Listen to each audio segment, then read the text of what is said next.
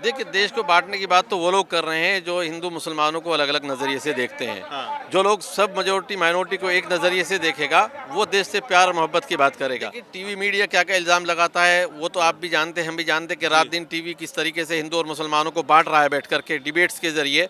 वो तो मुसलमानों के और हिंदुओं के दरमियान नफ़रत और एक बड़ी खाई पैदा कर रहा है। कुछ लोगों को जो बेचारे खाली ज़हन लोग होते हैं, सीधे-साधे होते हैं, उनको बहकाया जाता है। हिंदू मुसलमानों में बाँट करके नफ़रतें पैदा की जा रही हैं, उनके दिलों में ये डाला जा रहा है कि अगर ये सरकार नहीं होगी तो शायद आपकी हिफाजत नहीं हो पाएगी। ये गलतफहमी है। देखिए, पुरानी खबर ये है कि एनआरसी की बातें इस देश में कई बार हुई हैं और बड़ा एक आंदोलन भी हुआ था, लेकिन उस आंदोलन का अंत ये हुआ कि देश में जो है एक हिंसा भड़का दी गई।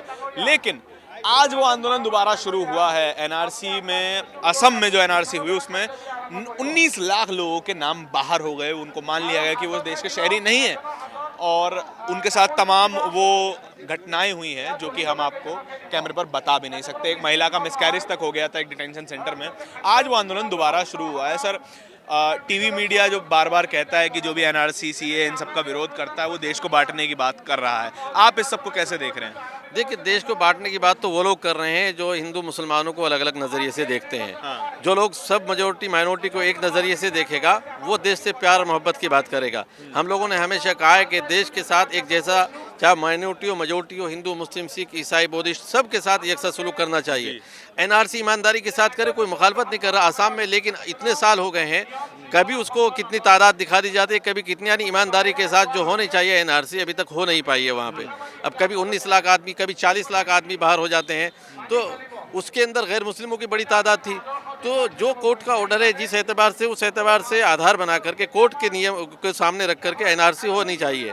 और अगर ऐसे लोग हैं कि जो एनआरसी में नहीं आ पाए, दोबारा उनके तहकीक तफ्तीश होनी चाहिए। ऐसे नहीं कि एकदम से उनके आधार कार्ड को या वोटर आईडी को कैंसिल कर दिया जाए, बल्कि जब तक आखिरी दर्जे तक के एनआरसी के जो कवानीन है उनके ज़ाब्ते पर पूरा अमल नहीं हो जाए, जब तक उनके खिलाफ कोई कार्रवाई नहीं होनी चाहिए। उनको शहरी माना जाना चाहिए। जी। लेकिन सर, आप पर ये इल्ज़ाम आराम से लगाया जा सकता है कि आप जो है, जो सुप्रीम कोर्ट ने जो एनआरसी करवाई थी उसके खिलाफ हैं, तो आप सुप्रीम कोर्ट के भी जो है मुखालफत कर रहे हैं। आप पे ये इल्ज़ाम तो टीवी मीडिया लगाता ही आया है। देखिए, टीवी मीडिया क्या-क्या इल्ज़ाम लगाता है, वो तो आप भी जानते हैं, हम भी जानते हैं कि रात-दिन टीवी किस तरीके से हिंदू और मुसलमानों को बाँट रहा है बैठ कर के डिबेट्स के ज़रिए। वो तो मुसलमानों के और हिंदुओं के दरमियान नफ़रत और एक बड़ी खाई पैदा कर रहा है, जिसका भरपाना नामुमकिन होगा। कोई कोर्ट के खिलाफ नहीं, कोर्ट के डिसीजन को सब मानते हैं, कोर्ट ही जो को फॉलो किया जा रहा है। कोर्ट जिस चीज़ से मना करेगा उससे हम रुकते हैं। अभी कोर्ट ही के को सामने रख कर के आगे बढ़ रहे हैं। और जो हमें यहाँ के कानून ने, कॉन्स्टिट्यूशन ने हमें राइट्स दिया है, उसी राइट्स का इस्तेमाल करते हुए प्रोटेस्ट किया जा रहा है, उससे बाहर नहीं जाया जा रहा है। क्योंकि यहाँ के हर शहरी को यह हक है कि अपने जायज़ मुतालबात को लेकर के प्रोटेस्ट किया जाए। उन्हीं अपने मुतालबात को लेकर के प्रोटेस्ट किया जा रहा है, कानून से बाहर नहीं। ये परमिशन लेकर के प्रोटेस्ट है, अगर ये उसके खिलाफ होता तो परमिशन ही नहीं मिलती हमें प्रोटेस्ट करने की। फिर देखिए, आपने अभी आपका वक्तव्य मैं सुन रहा था तो उसमें बोला है कि डिटेंशन सेंटर्स की भी आपने बात की, लेकिन इस देश की सरकार ये बोलती है कि इस देश की धरती पे कहीं डिटेंशन सेंटर है ही नहीं। तो आप अगर डिटेंशन सेंटर नहीं है तो वो लोग जिनको उठा करके बंद किया हुआ है तो वो कहाँ रखे हुए हैं? ऐसे लोग हैं आसाम में, डिटेंशन कैंप नहीं है। तो फिर और पीछे बयानात भी आए हैं, पीछे बहुत सारे सरकार ऐसा कह रही है। हाँ, सरकार की तरफ से ऐसे बयानात आते हैं कि डिटेंशन कैंप बनाए गए हैं, हम उनमें रखेंगे। ये तो खुद सरकार के बयानात आते रहे हैं। आप उनके बयानात को देखो, उनके बयान में तजाद होता है, कभी कुछ कहते हैं, कभी कुछ कहते हैं। एक जैसा बयान शुरू से आखिर तक नहीं होता है। तो हमेशा हम बतौर ख़ास जमीयत उलमा की तरफ से हमारे ऑल इंडिया के प्रेसिडेंट हैं मौलाना अरशद मदनी, वो मजलूमों के साथ खड़े हैं।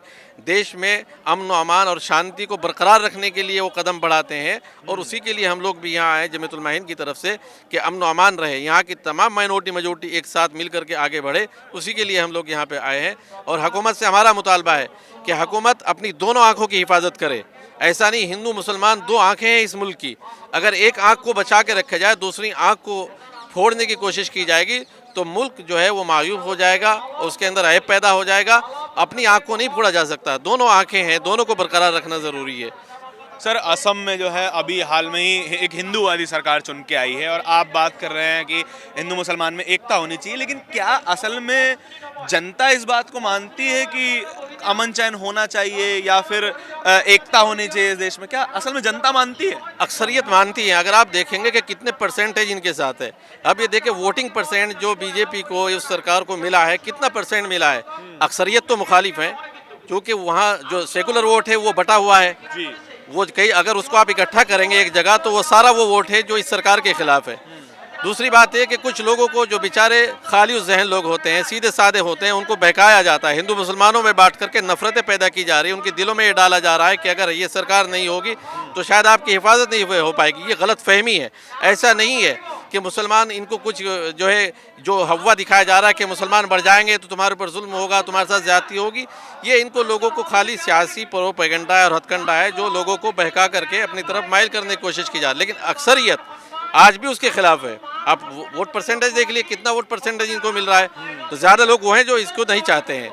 लेकिन सर मुसलमानों के पास आज ऑप्शन क्या है कि बड़े लंबे समय से सेकुलर पार्टियों के साथ भी मुसलमान ने रह के देख लिया, एक हिंदूवादी पार्टी को भी वोट दे के देख लिया, आज उनके साथ अन्याय ही हुआ है। तो अब ऑप्शन क्या है? क्या अपनी पार्टियां के जो रिलीजियस आइडेंटिटी पे चलती हैं पार्टियां, उनकी तरफ जाने की सोच सकता है क्या मुसलमान?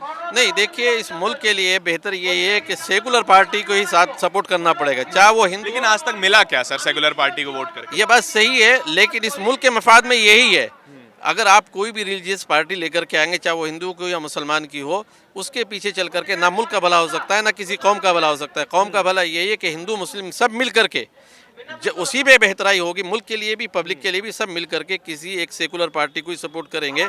अब वो बात अलग है कि सेकुलर पार्टियों ने क्या दिया है, लेकिन बहुत सारी सेकुलर पार्टियों को जो है सबक भी मिल गया है कि जो उन्होंने गलतियाँ की है वो पीछे उससे सीखेंगी कि अभी उनकी हालत क्या हो रही है। अगर वो पहले से फ़िरका परस्तों के ऊपर, कट्टरपंथियों के ऊपर नकेल कस लेते तो हालात ये नहीं देखने को मिलते आज जो हो रहे हैं। उन लोगों की तरफ से भी इस तरह की लापरवाही हुई है कि जो उनको करना चाहिए था और उन्होंने अपना उस काम को नहीं अंजाम दिया, आज वो भी भुगत रही हैं। तो ऐसा नहीं है कि हमेशा ऐसा रहेगा। अच्छे लोग देश में ज़्यादा हैं, ख़राब लोग कम हैं और हमेशा होते हैं। तो अच्छे लोग एक सोच के साथ, एक सेकुलर सोच के साथ आगे बढ़ेंगे और मुल्क जो है अमन अमान की तरफ आएगा।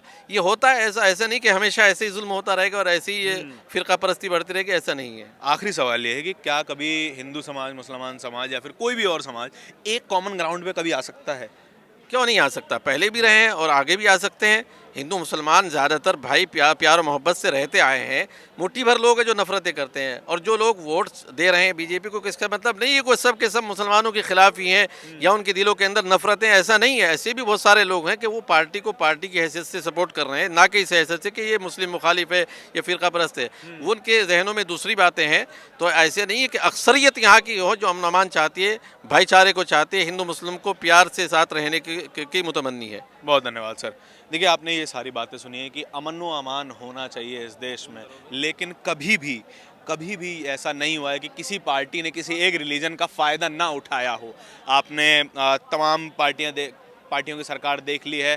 आज जो पार्टी है वो हिंदू समाज का फ़ायदा उठा रही है। पहले जो है लोग किसी और धर्म का, किसी और ज़ात का फ़ायदा उठाती आई हैं अपने राजनीतिक भले के लिए, लेकिन उस सब में जिसका फ़ायदा उठाया जाता है उसके हाथ कुछ नहीं आता।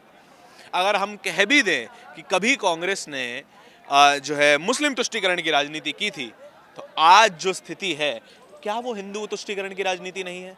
क्या इस हिंदूवादी राजनीति से हिंदुओं को असल में कुछ मिल रहा है क्या? ये सबसे बड़ा सवाल है। पहले जब मुसलमानों के वोटों का इस्तेमाल हुआ तो क्या उनकी एजुकेशन अच्छी हो गई, उनको अच्छी हेल्थ से फैसिलिटी मिलने लग गई क्या? उनके बच्चों में एजुकेशन का स्तर ज़्यादा बेहतर हो गया क्या? नहीं हो पाया। और क्या आज जो हिंदुओं का इस्तेमाल हो रहा है, क्या उनको वही सारी फैसिलिटीज़ मिल रही हैं जो उन्हें मिलनी चाहिए? ये बड़े सवाल हैं। और जब भी आप इस देश को बांटने की राजनीति करेंगे तो आवाज़ें उठती रहेंगी, क्योंकि ज़्यादातर जनता अमन पसंद है, ज़्यादातर जनता एकता पसंद है। आपके क्या विचार हैं? क्या असल में ऐसा है, या फिर आप मेरी बात से डिसएग्री भी करते हैं? वो भी बताइए कमेंट सेक्शन में। कैमरे के पीछे मेरे साथी आशीष के साथ इंडिया इंटरनेशनल न्यूज़ के लिए धारण की रिपोर्ट। धन्यवाद।